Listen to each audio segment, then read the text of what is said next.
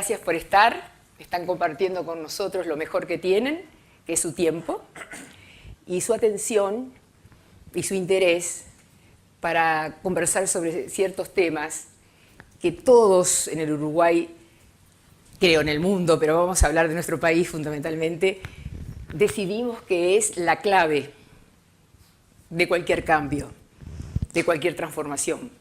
Estamos hablando de la educación. Y es porque aquí en Uruguay no existen políticas educativas, sí que existen. Que no existe en Uruguay presupuesto para políticas sociales, políticas educativas, sí que existen. Pero además, nosotros como ciudadanos sabemos que está pasando algo que lo vemos. Y es que la sociedad moderna está transformando mucho el trabajo, la matriz laboral, está transformando mucho y le está dando velocidad a determinadas cosas, sustitución, como decíamos el otro día con Renato, de la robótica por trabajo humano, lo que trae como consecuencia una segmentación de la sociedad. Entonces la vemos de pronto como islotes separados, donde hay gente que parece que no llegó a la cola, como digo yo. O sea, quedó postergada. Y por ellos hoy, por todos los niños que nosotros mismos somos responsables como madres, abuelas, abuelos, como ciudadanos, me parecía que había que abrir este debate con tres personalidades que cada uno de ellos se debe un debate, un evento para cada uno, porque en realidad es mucho lo que ustedes han trabajado en esta materia, desde el punto de vista de la sanidad mental, desde el punto de vista de las relaciones humanas, con la psicología, con la relación de los padres, familias, maestros. Entonces lo que queríamos desde la serie El Agua con nuestros patrocinadores era abrir en un lugar libre la reflexión sobre qué es la educación y los desafíos de la educación, ya que todo el mundo dice que educación, educación y educación es la primer política de Estado. Bueno, vamos a ver qué está pasando y cuán responsables somos cada uno, yo en este caso como comunicadora, ustedes como ciudadanos en sus respectivos lugares, estamos haciendo y cuánto podemos hacer.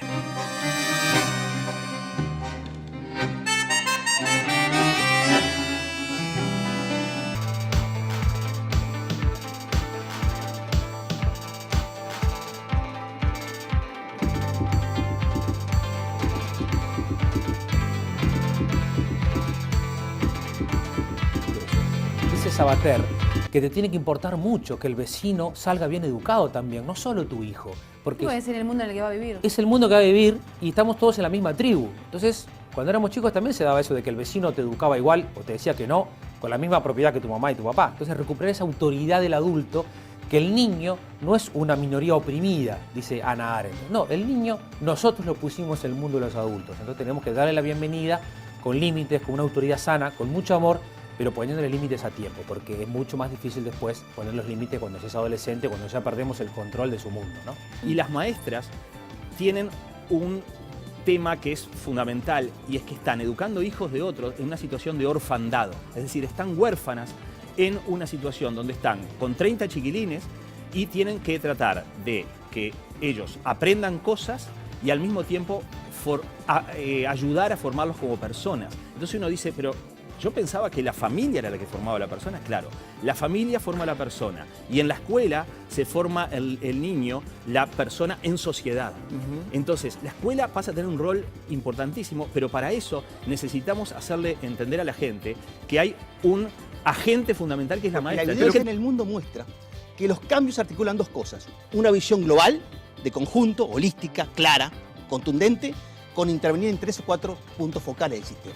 Eso implica robustecer la política social de infancia, implica pensar una nueva escuela básica, pensar una educación de jóvenes que incluya componentes de educación media, secundaria y educación tecnológica, e implica también repensar una formación docente, Daniel, que se ajuste a esa nueva educación básica. Necesitamos docentes que conecten con los alumnos, necesitamos docentes que entiendan a los alumnos. Los docentes hacen un enorme esfuerzo muchas veces, pero el sistema educativo no los alienta no los están detrás de ellos para que efectivamente logren comunicarse, porque si no conectan con los alumnos, no hay acto educativo.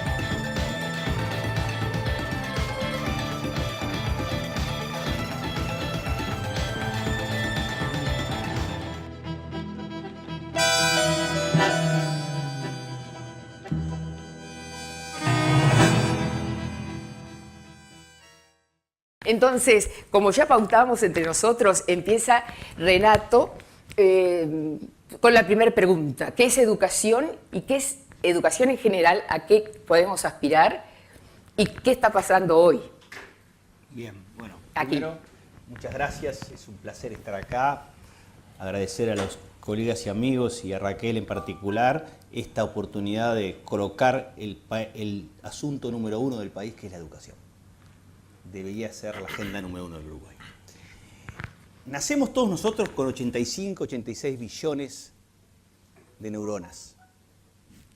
Cada uno de nosotros. Y hoy está comprobado en el mundo que las personas crecen en neuronas y en conexiones entre neuronas durante toda la vida. Es más importante cuando uno nace, en los primeros años de vida. Pero si eso pasa a lo largo de la vida. Una pregunta que uno se hace es: ¿cuánto nuestro sistema educativo ayuda a que crezcan esas neuronas? A que crezcan las conexiones entre esas neuronas.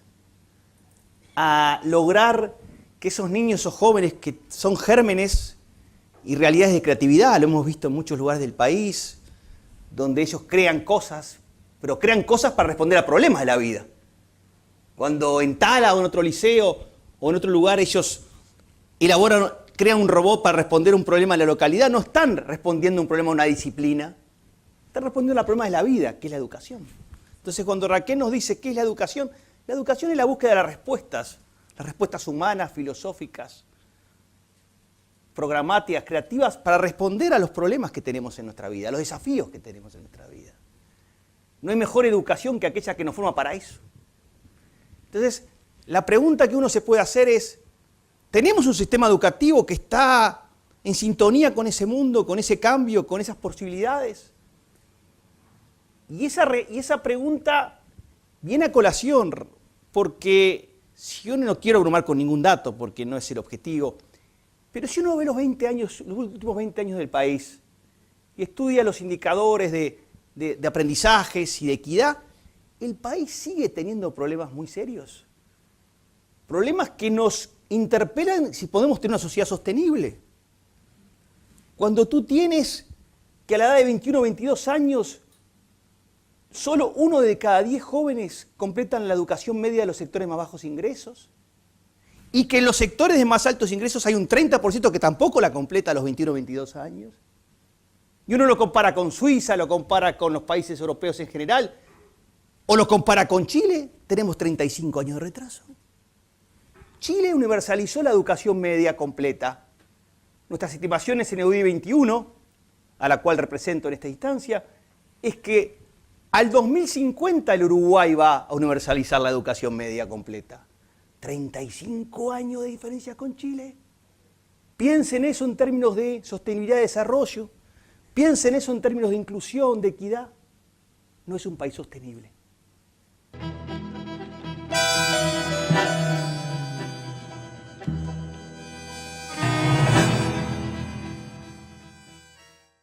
El Tanat Viejo de Vinos Finos H. Staniari es un orgullo para Uruguay. En este año, 6 nuevas medallas de oro en Canadá, Hungría, Eslovenia, La Borgoña y 2 en París. Y además en Hungría, certificado de honor como el mejor vino del Uruguay. Tanat Viejo de Vinos Finos H. Staniari. Más de 50 medallas de oro. El Tanat, más premiado del mundo.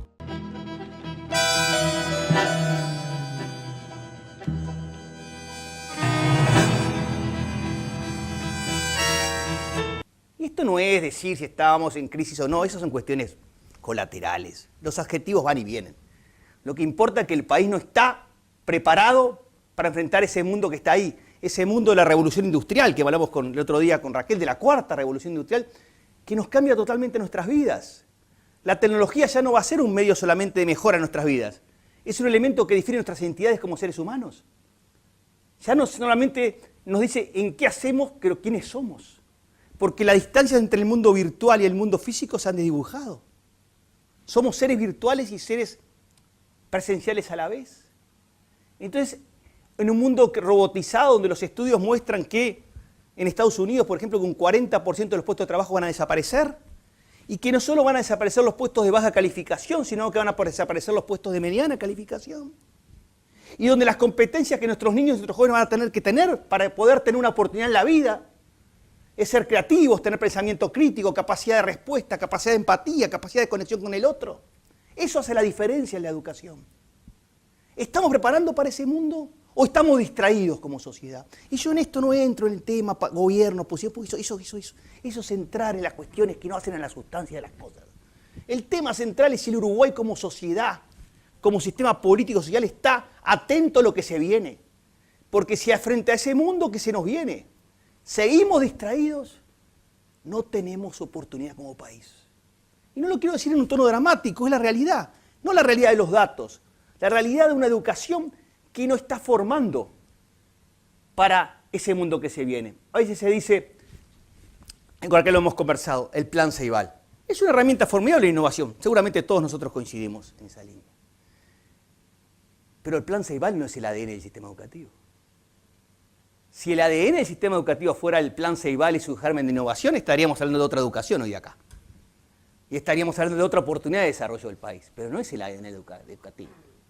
Entonces, frente a eso, ¿cuáles las opciones que hay?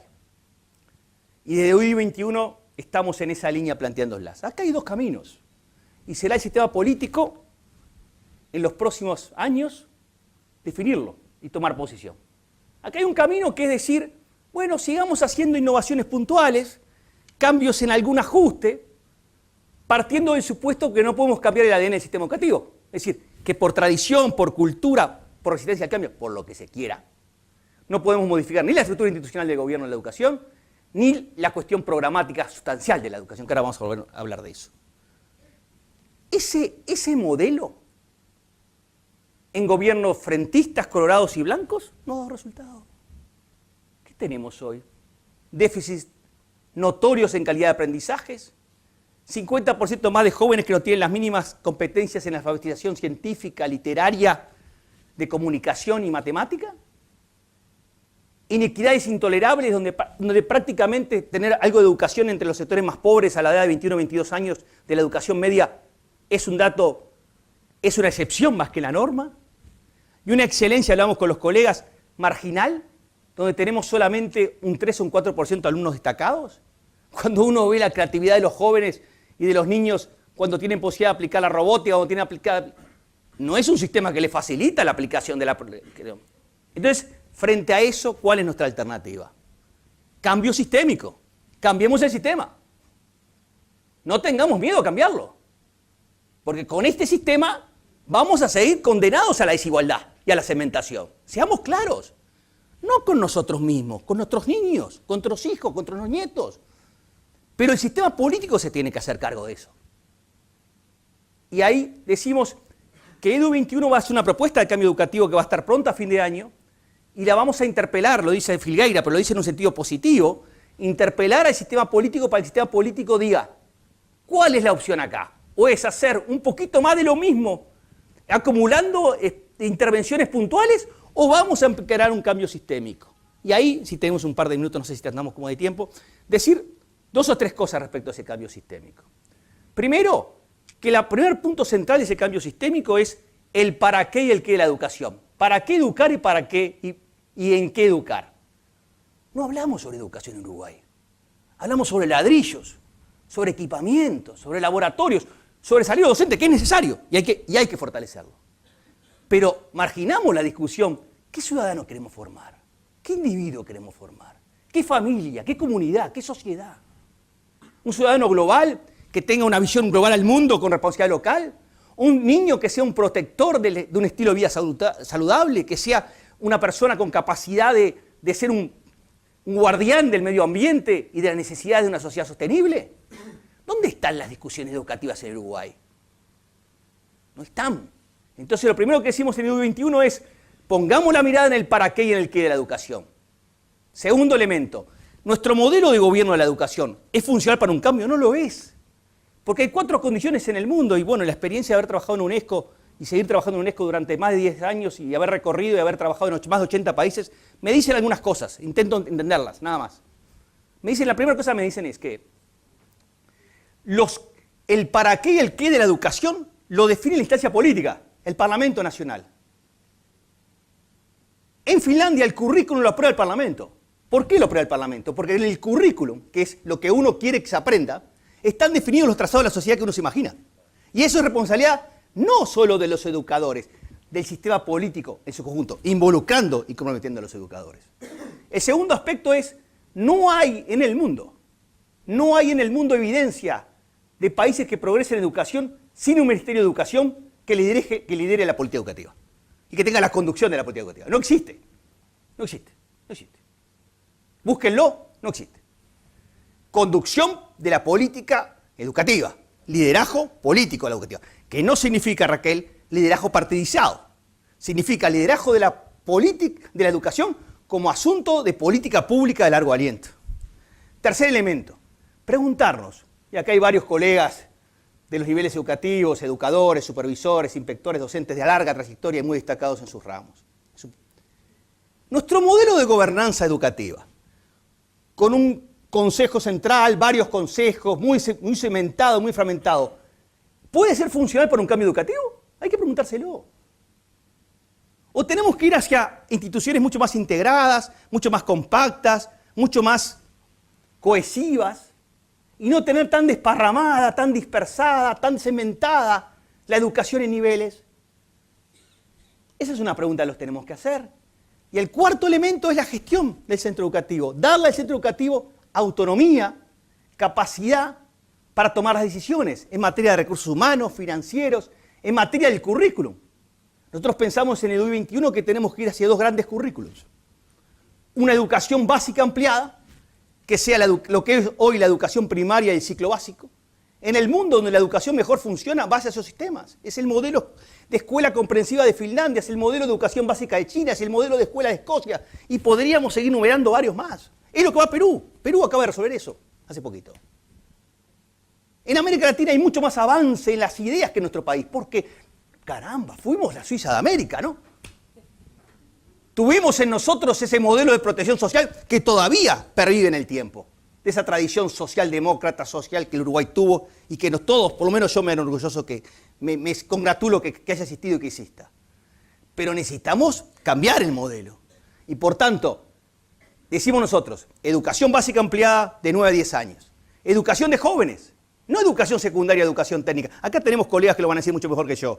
Ponernos del lado de los jóvenes.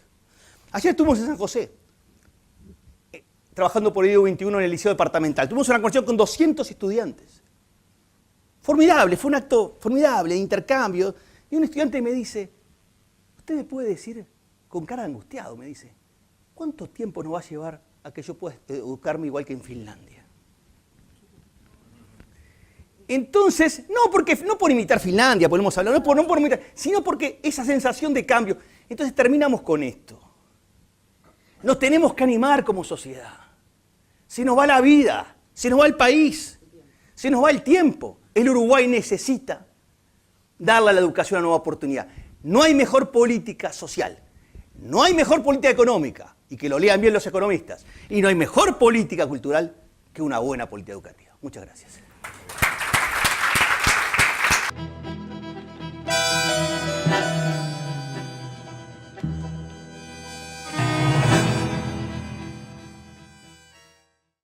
Tu ciclo universitario es esencial para tu presente y futuro. Elegí bien. Vení a la Universidad de la Empresa para recorrer juntos la ruta de tu formación. UDE, comprometidos con tu carrera. Informes www.ude.edu.uy.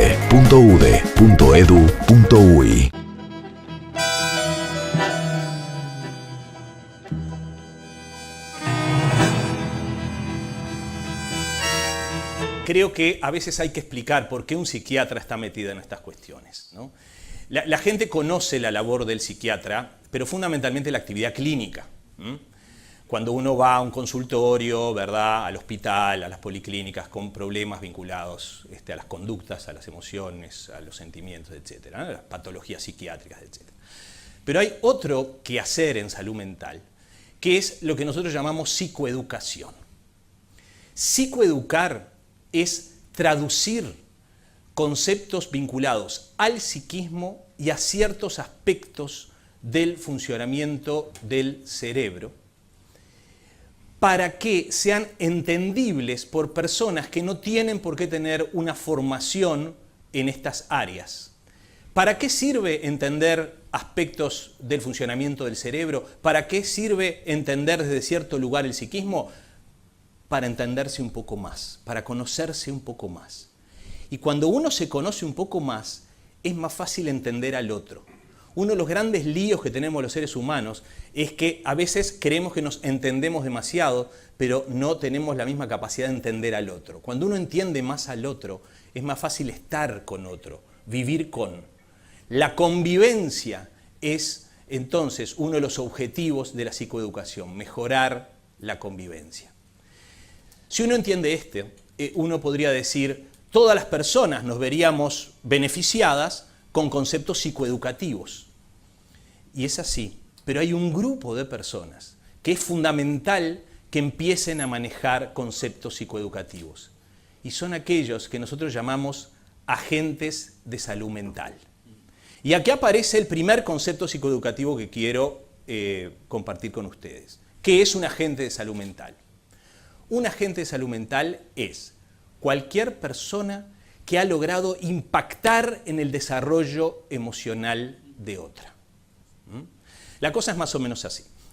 Todos los que estamos acá tenemos en común algo con otros animales. Compartimos con otros animales, con algunos otros animales no humanos, que es que provenimos de la unión de un espermatozoide y un óvulo, ¿no? Ustedes vinieron a aprender cosas originales hoy acá, pero espero que esta no sea, ¿no? No es esto, ¿verdad? Bueno, pero el tema es así, cuando se une un espermatozoide y un óvulo, lo que se da es una mezcla genética que lo que genera es una materia prima original. No son las dos copias, es una materia nueva. En los animales no humanos, ahí se termina la historia. Eso es lo que va a definir lo que va a ser de ese ser vivo no humano. Pero en el ser humano, ahí recién empieza la historia. Va a depender qué pase con esa materia prima. Va a depender el impacto que reciba esa materia prima original, lo que va a hacer de ese ser. Esto es, el impacto físico, pero fundamentalmente el impacto vincular, es decir, lo que nos pasa a nosotros desde aquella vez que se unió el espermatozoide y el óvulo. Yo antes decía desde aquella noche, y una vez me dijeron, vos, ¿por qué? No, nada que ver. Desde aquella vez que se unió el espermatozoide y el óvulo. Con los demás, con los otros, somos eso, vamos siendo eso.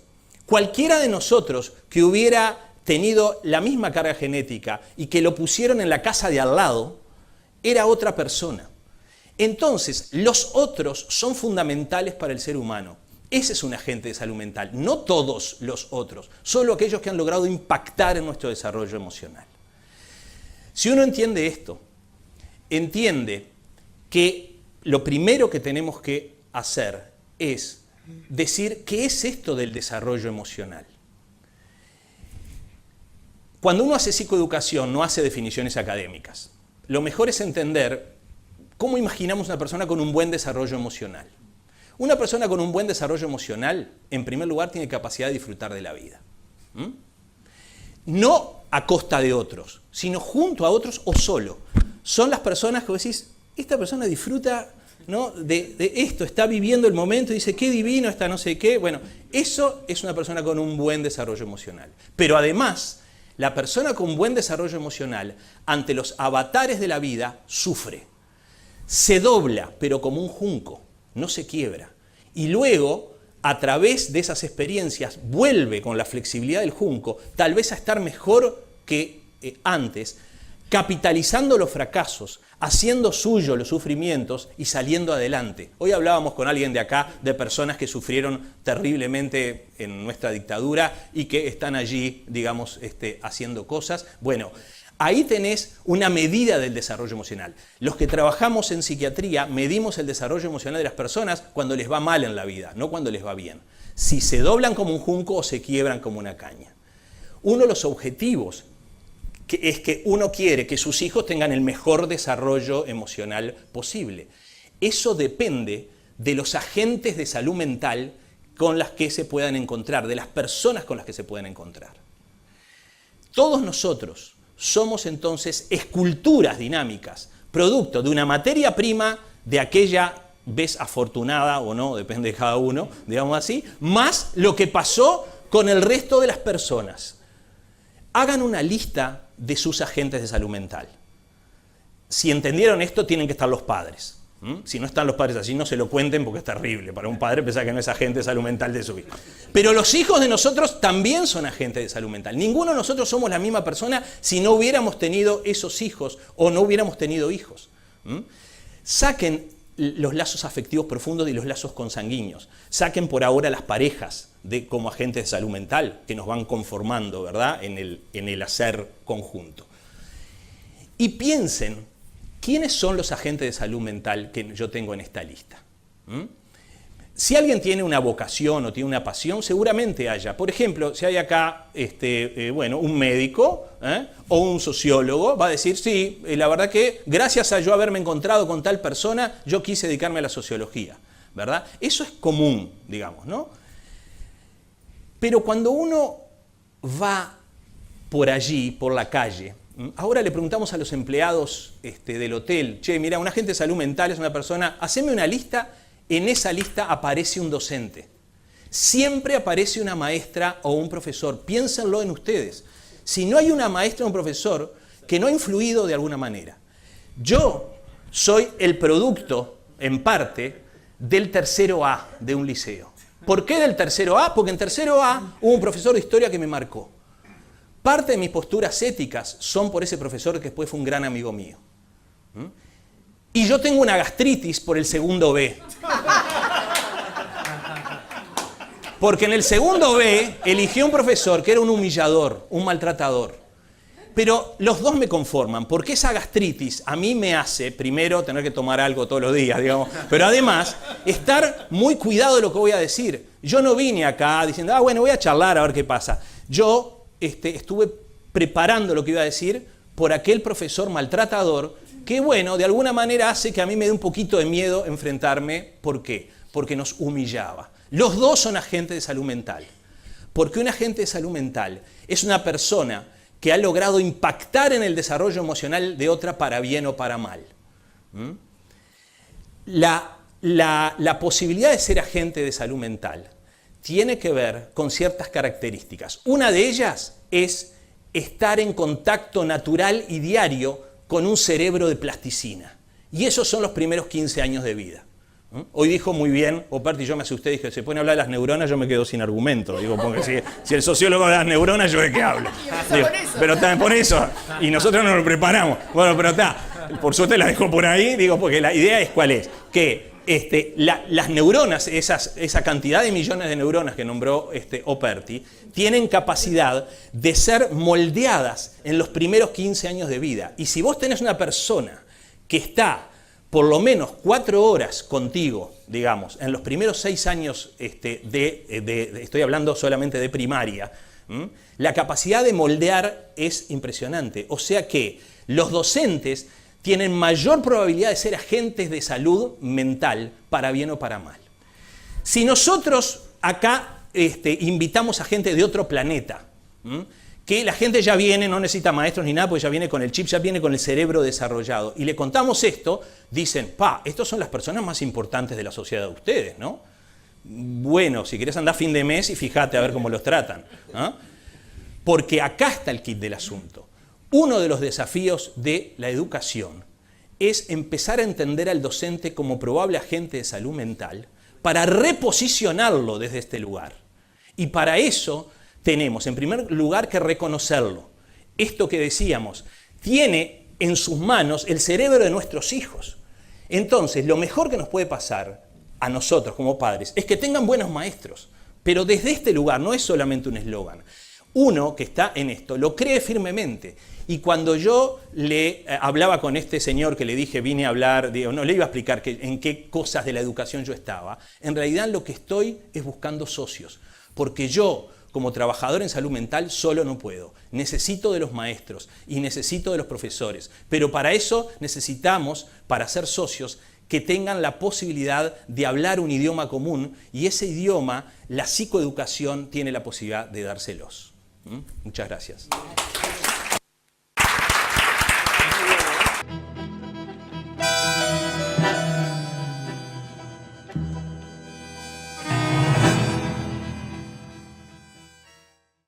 Octubre es el mes de nuestro 17º aniversario y lo festejamos con un 25% de descuento en colecciones seleccionadas. Sí, 25% de descuento en colecciones de Sol, de Receta y de Contacto. Una oportunidad única que te espera en las 7 sucursales de Óptica Estela Gimchuk, 5 en Montevideo y 2 en Punta del Este. ¡Te esperamos!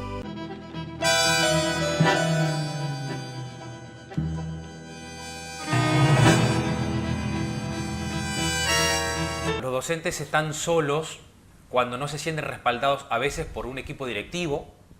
Esto es muy común, a mí me llegan muchos mails de Alejandro, quiero que venga, pero la directora no. ¿Se entiende? O la directora está tan quemada que ya vino Gol, vino Trenki, vino Perti, no sé qué, no quiere traer a nadie más.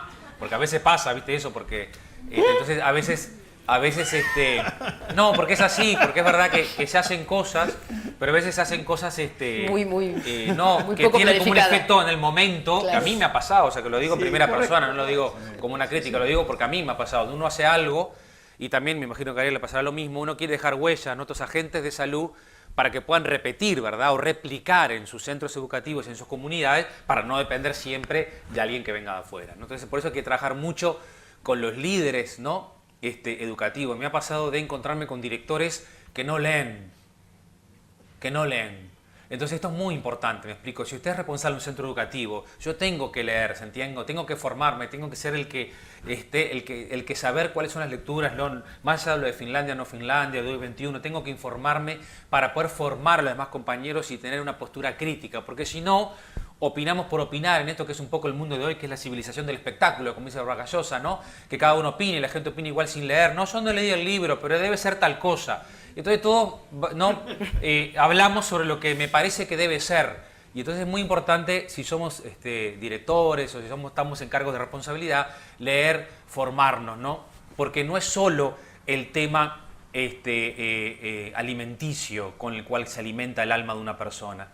Hace unos días, y por cosas que ustedes van a saber lo que me hago referencia, me leí una columna de Gerardo Sotelo que salió en El País y me persiguió una cita de Antoine de Saint-Exupéry. Me vino enseguida el trabajo que hicimos, pero hicimos nosotros, pero como hacen muchos docentes de forma anónima, como dijo Ariel, o no anónima, o no mediáticamente, porque a veces no todos, hay muchos colegas, psicólogos, psiquiatras que trabajan también y no tienen de repente una exposición mediática que hace un trabajo precioso psicoeducativo.